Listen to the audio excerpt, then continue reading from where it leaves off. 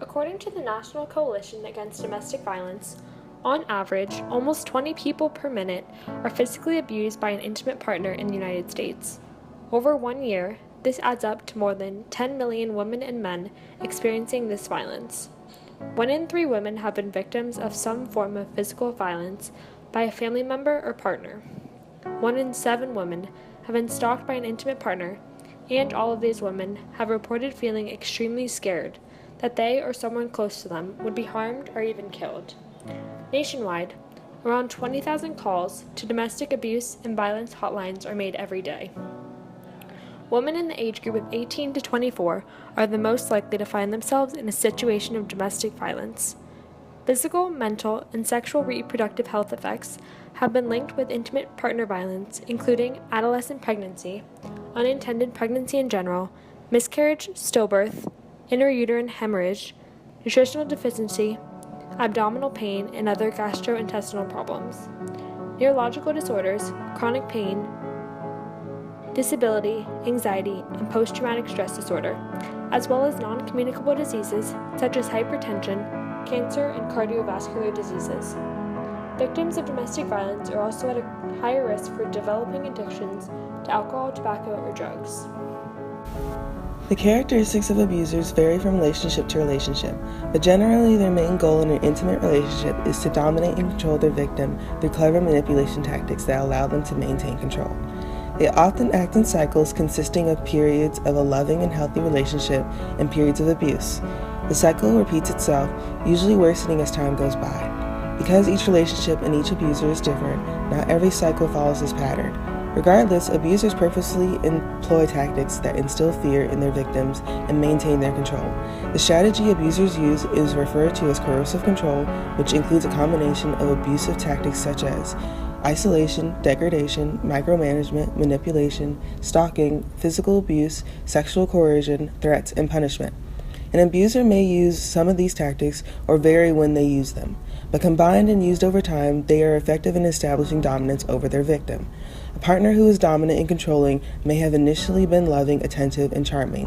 Gradually, these behaviors change, and the attention that was at first exciting and flattering, such as interest in their partner's interest and the desire to spend copious amounts of time together, can start to become isolating and controlling. The victim generally feels isolated and is oftentimes made to feel that the only person who will know if anything happens to them is their abusive partner. An abusive partner typically exhibits a number of the following habits and characteristics. Be extremely jealous and/or possessive. Try to convince others they are the true victim in the relationship. Blame the victim for causing them to abuse them. Be unpredictable. Be cruel to animals. Be physically, verbally, emotionally, or psychologically abusive. Be extremely controlling. Be rigid in their beliefs about roles of women and men in relationships. Be particularly interested in guns or weapons. Be forceful with sex or disrespectful of their partner's wishes around sex. Be vigilant about their partner's every move. Blame their partner for anything bad that happens. Have a bad temper or are easily angered. Come from a violent household.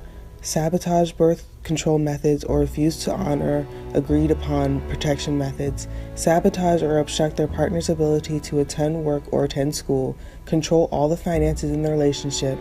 Abuse of other family members, children, or pets. Domestic violence takes on different forms.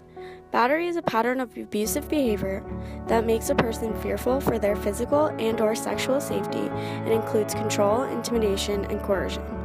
Isolation is forcing a partner to account for their time and whereabouts and making them feel as if they cannot live an autonomous life.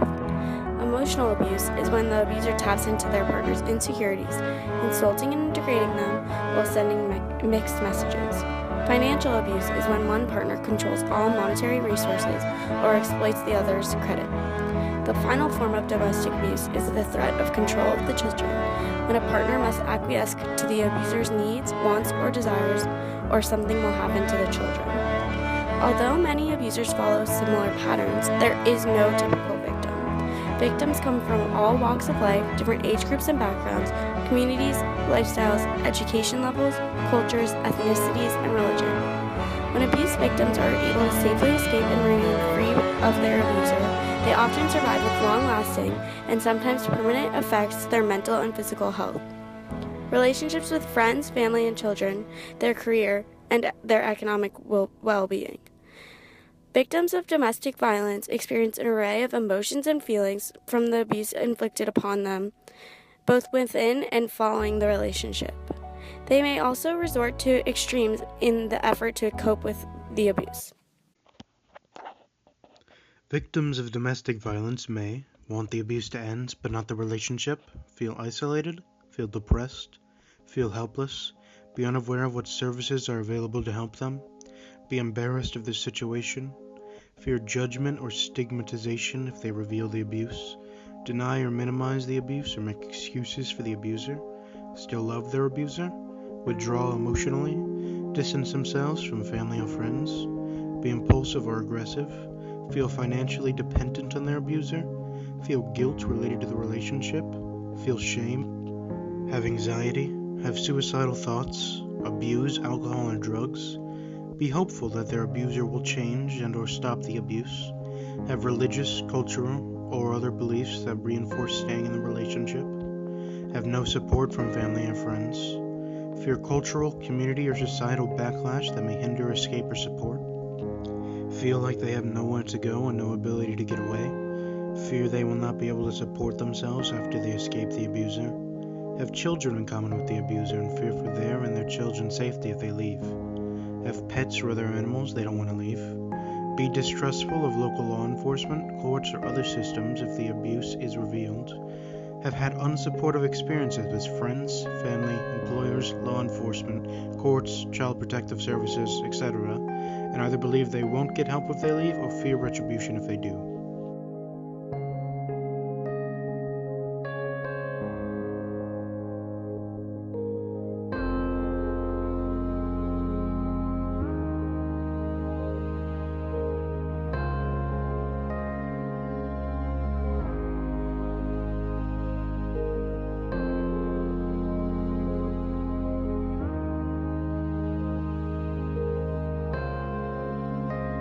Sure, my name is Angelica Broder. I'm one of the prevention specialists at Women Under Stress. So my job is going throughout Broward County to educate the community about domestic violence or dating violence, and most importantly our services, so in case something's happening, they know where to go in order to get help.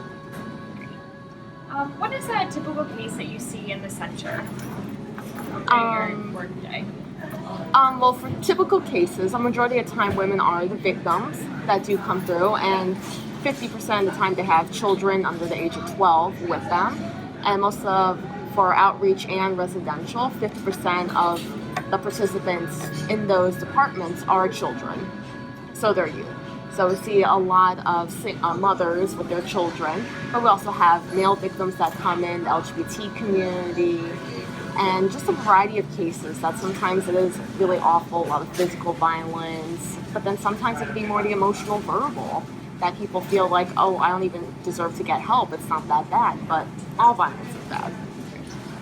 So how does Women in Distress help with the healing process, I guess, with the victims? And so the biggest thing is all our services were all about empowerment, that we don't want to just take someone by the hand, force them to do something they don't want to do, because once they're on their own, they're not going to be able to cope. So we provide all our services completely free, and we let them decide what's best for them in their healing. And through all these free services, most importantly is counseling, whether it's individual therapy or going in groups to talk with other survivors, to really realize that it can happen to anyone and it's not just them that's experiencing it. How does domestic violence not only affect people in relationships, but also if they have children? How are the children affected by that in the home? And so children are the silent victims, where they don't have the power to really do much when it comes to maybe the parents or the legal guardian that is being violent towards a non-offending parent or legal guardian. And so a lot of times children can actually be used as a tactic in order to have power and control over the survivor, whether they're the spies for the perpetrator or they get the children to also abuse the non-offending parent. And children respond to the violence a variety of different ways. They might be aggressive in their own relationships. They might be withdrawn. They might decide to kind of be the hero, especially if it's an older boy, to try to fight the abuser, which sometimes they can get hurt. Or if they do overpower the abuser calls law enforcement and that youth is taken away. And sometimes the older daughter, she takes on the mothering role for any of the younger siblings. So she's missing out on her childhood then because she's trying to take care of this household when she's not equipped. She's still young. She's still learning about her life. Right.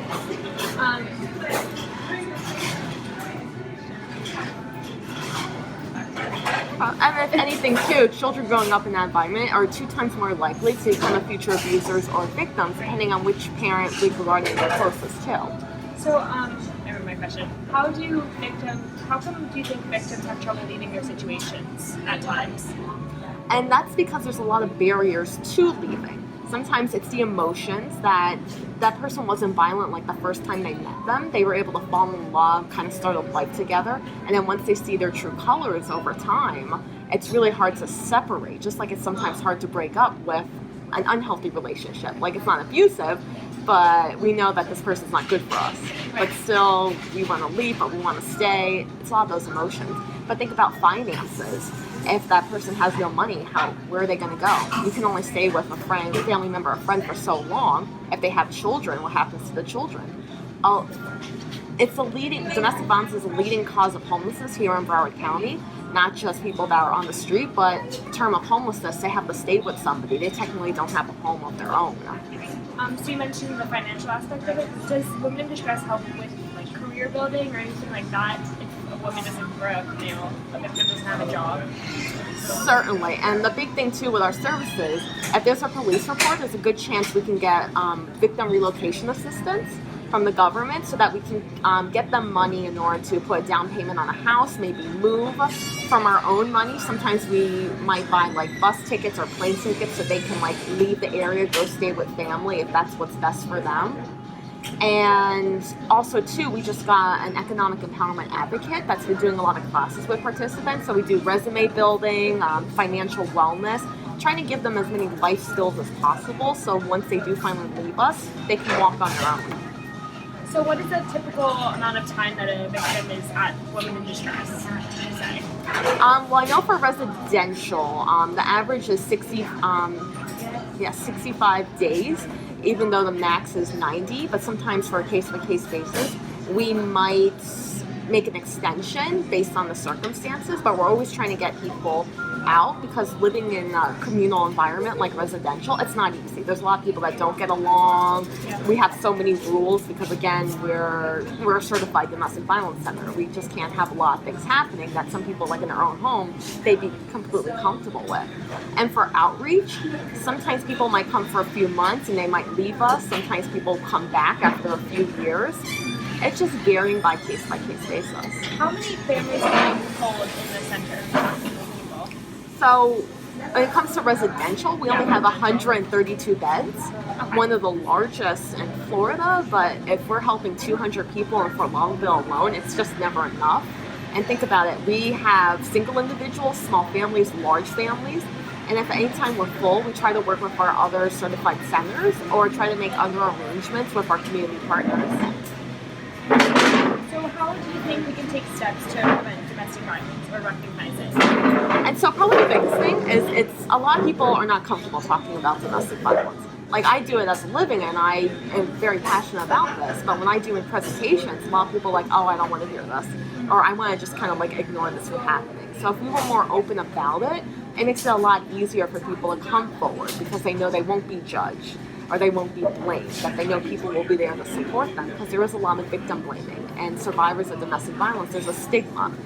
You let this happen. You don't really focus on, instead, why is the person being abusive and how can we get them to stop? Because even if we get one person away from them, what's stopping them from getting a new dating partner or husband or wife? Right.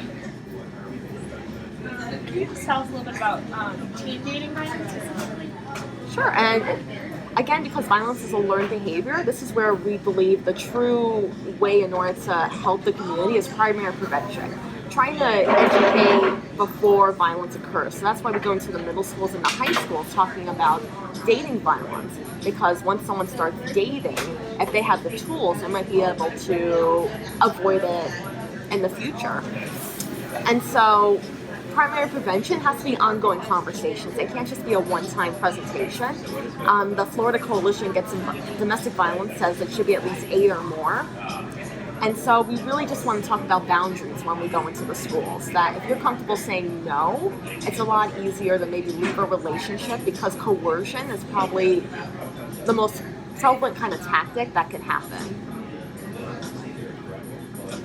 That's all the questions I have. What do you think for teens dating, what do you think is like the first, like a sign that it could progress into a more like violent situation? Gotcha. So that's the thing with abusive relationships. There's always going to be some kind of warning signs that someone's controlling. It's all about them. And some of the big ones is excessive jealousy to the point of treating you like an object, animal cruelty, a history of violence, constantly keeping track of what you're doing, and it makes it so much easier when it comes to texting and technology in order to do that. It could be threats, humiliating that partner, and not taking responsibility for their own actions and getting quick to get serious in the relationship. It could be 2, 3, all the ones I listed, and then that's when violence usually occurs. Okay, so what would you recommend doing if you were if you suspected that someone was in an unhealthy relationship or anything? And that's probably the toughest, because again, we always kind to stress empowerment, that we want to just tell someone to leave. If they're truly in an abusive relationship, leaving doesn't automatically mean that they're going to be safer. Yeah. Because that's going to threaten that person's power and control, and that's when we see the homicides and suicides that impact our community. So instead of telling them to just leave, you want to let them know that there's help out there, that they can easily, call women in distress. We can safely plan right over the phone if they want to stay, if they want to leave. If they already left, how we can keep them safe, offer our services, and just really being there to support. Current statistics say it takes a woman 7 attempts before she finally leaves her abuser for good.